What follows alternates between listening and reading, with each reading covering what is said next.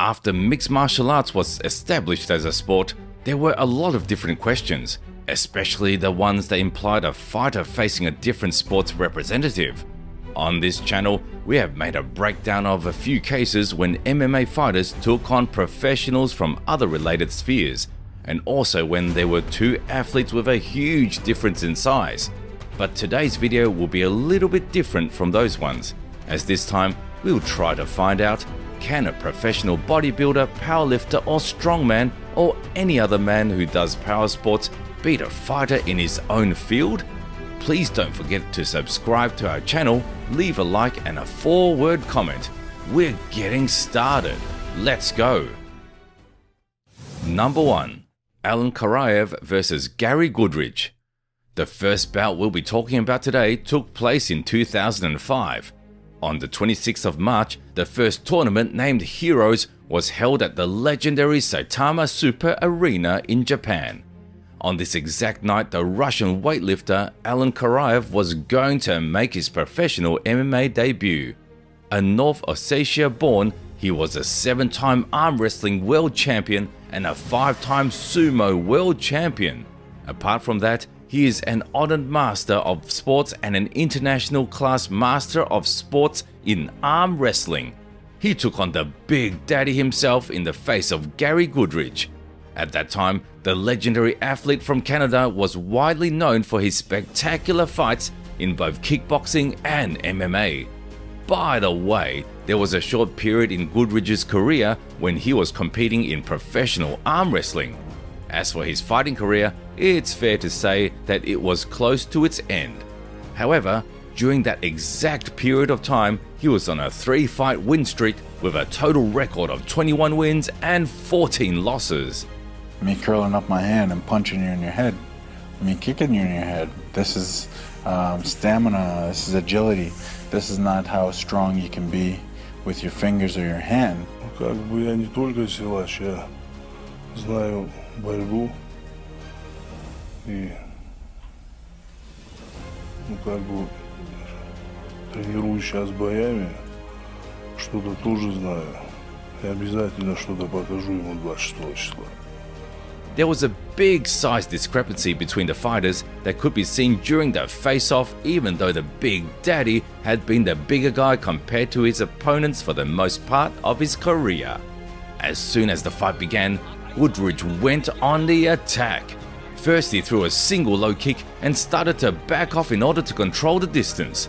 Karaev kept moving forward and soon he got the Canadian stuck in the corner of the ring. Without wasting any time, he grabbed him with his hands, locked and put him down. As soon as the fight hit the canvas, the Ossetian let his hammers go and started punishing his opponent. Along with that, he was trying to get a better position and grabbed the left arm of Goodridge to get a submission. Gary did not allow Alen to do that, and soon they got closer to the ropes. Karaev was able to control the Canadian on the ground.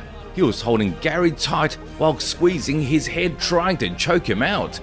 Goodridge wasn't going to quit and he was waiting for an opportunity to escape. He was able to capitalize on his opponent's mistake when Karaev attacked Gary's arm again. As soon as he grabbed it, the Big Daddy used this chance and got out of a tough situation. He was on top now and he completely turned on. First, he landed solid shots on the arm wrestler and then pushed Alen's neck with his forearm. There was no escape from this. Karaev tapped and Gary Goodridge got a win in the first round. Number 2. Mariusz Pudzianowski versus Tim Sylvia. Here comes the fight between the former champion of the world's best league against the professional powerlifter. On May the 21st of 2010, Mariusz Pudzianowski fought for the 3rd time in his professional MMA career. At that time, a famous Polish athlete won 5 of World's Strongest Man titles, and starting from 2009, he decided to test himself as an MMA fighter. On the other hand, by that time his opponent had more than 30 fights behind him with 25 wins, including the ones over many famous fighters. Moreover, 2 years ago, Tim Sylvia was able to get the UFC gold and even defend it twice. For him, it's basically nothing new. I mean, he's he's only a human being, so which can be broken or defeated. And he's not a kind of a yellow belt in the martial arts. He's done martial arts before. No, not really. I mean, I'm bringing in some guys that mimic his size and ability, and some really big, stronger guys that are stronger than me. Well, you know, I say stronger than me. I've never met anybody stronger than me before. So he may be one of the world's strongest men, but, you know, can he fight with that strength? We'll see. The main event of the evening started with the pressure from Tim Sylvia. The former UFC champion started to go forward and press his opponent against the fence. The strongman answered with a heavy leg kick. The American fighter kept on marching forward, but this time Marius tried to take him down.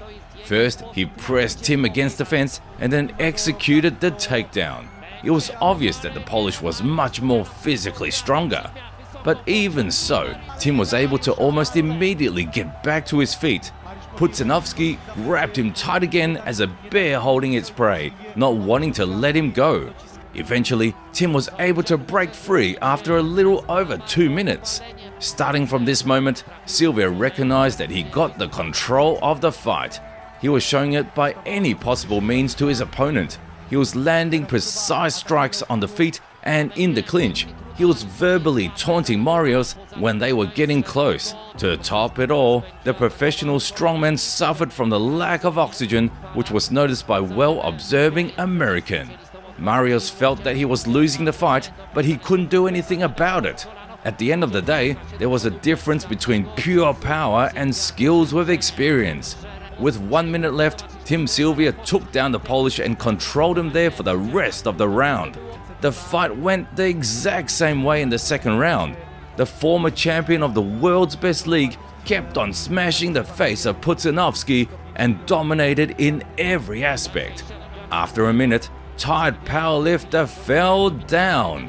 Sylvia took it as an invitation and went in for the finish. Eventually, the American fighter needed less than 2 minutes to make Marius tap and get the TKO win. Number 3. Mikhail Koklaev vs Alexander Emelianenko. We're moving to the next bout from the world of professional boxing. In the end of November 2019, the legendary brother of not less legendary The Last Emperor, Alexander, stepped in the ring for the second time in his career. He made his professional boxing debut back in 2009. Then Alexander got a draw in the fight against Kazir Pliv, and after that, he hadn't competed in boxing in 10 years. By that time, his professional MMA career record was 28 wins and 7 losses.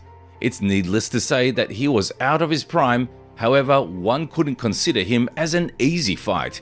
He took on a famous Russian athlete in power sports. Mikhail Koklaev is an 8-time national champion in weightlifting at a 231.5 plus weight class. He is also the former Russian record holder in deadlift and the international master of sports in weightlifting. Why should I do this? Well, they are all bodybuilders who train in the gym and lift big weights. They believe that after lifting weights, well, I don't argue with that, they're strong guys. But this strength that they gain there is blunt and useless. One should put any force somewhere and understand what's the purpose of what he does. And being just big and strong, what's that for? And what do I want? Well, I want to bring Misha back from the clouds a little bit.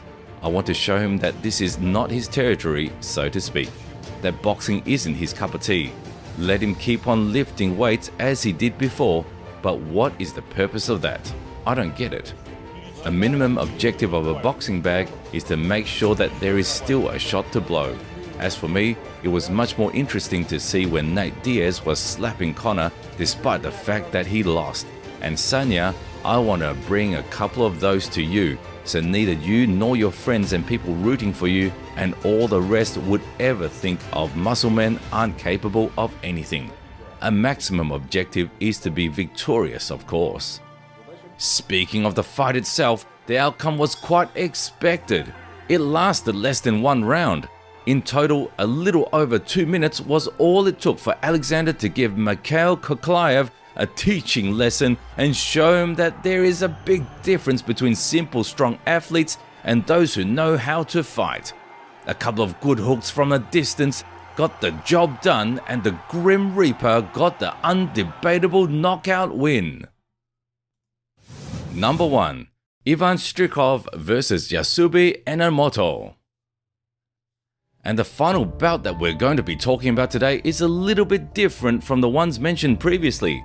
There is a quite successful fighter from Russia named Ivan Strykov. Right now his professional record is 22 wins and only 2 losses. Ural Hulk competes at light heavyweight and heavyweight for the most part, and it's quite logical.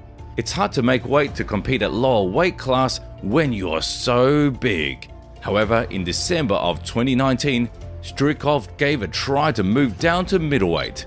You can see the final result of a weight cut on his picture. It's easy to guess that it was quite stressful for Ivan to do that. He took on the fighter from Switzerland, Yasubi Enomoto, who had been competing mainly in both welterweight and middleweight divisions. Ivan Strykov, the Swiss samurai, is ready for more. Despite cutting more than 44 pounds, the Ural Hulk has lived up to his nickname and looked much bigger than Enomoto. However, Mikhail had another big advantage in the form of his age. By that time, the Swiss was already 37 years old, while Strykov was only 31. The first round was very competitive. Of course, the Russian looked better in the beginning due to his explosive power. But after a few attempts to work on the ground, it became obvious that he was gassing out pretty quickly. Almost in every exchange, Enomoto was landing his shots much faster and was rocking his exhausted counterpart even worse. It was the consequences of a tough weight cut which resulted in Ivan losing his gas tank. Eventually, it was all over in the second round. For some time, the Ural-born fighter was trying hard to go for a final storm and finish Enomoto. However, the Swiss recognized that the victory was in the bag. After 3 minutes, the veteran got the back of Strykov and locked his hands in a tight choke. That's the way the Ural Hulk got finished for the first time in his career.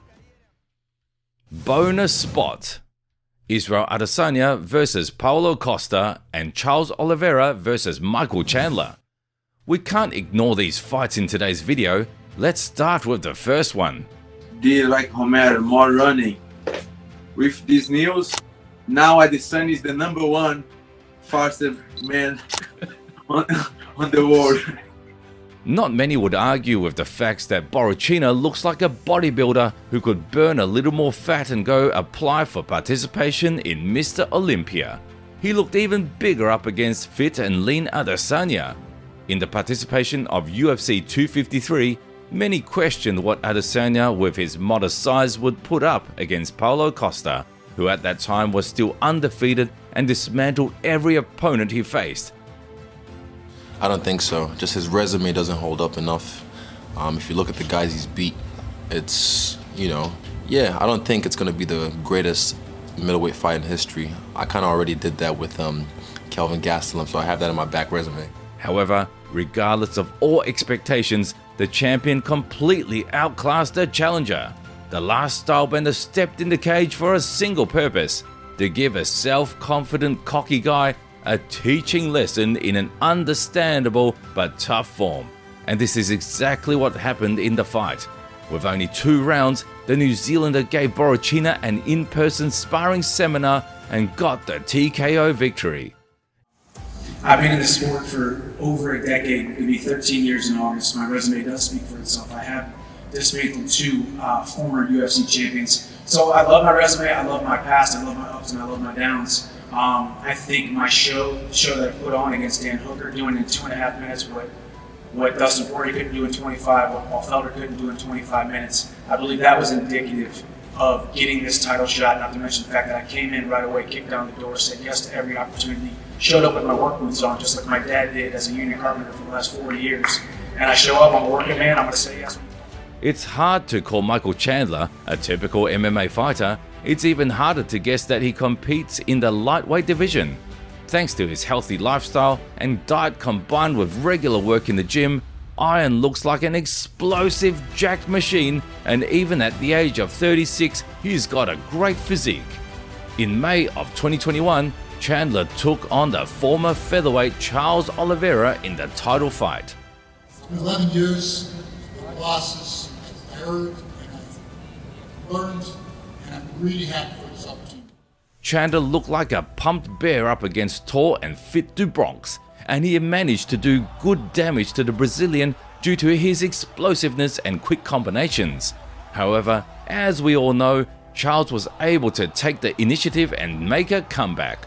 Right in the first seconds of the round, Oliveira got the upper hand in the exchange, and soon after he finished Michael via TKO to win the belt. Dear friends, as you may see, physical power isn't a key factor when it comes to a competition inside the octagon.